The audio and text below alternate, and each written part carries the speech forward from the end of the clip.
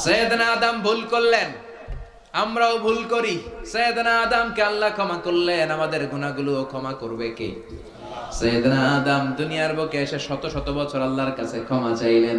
আল্লাহ বললেন, আদম তোমাকে কয়েকটা কালিমাত বাক্য আমি শিখিয়ে দেই, এই বাক্যগুলো দিয়ে অনুতপ্ত হয়ে ক্ষমা চাও, ক্ষমা করে দিব।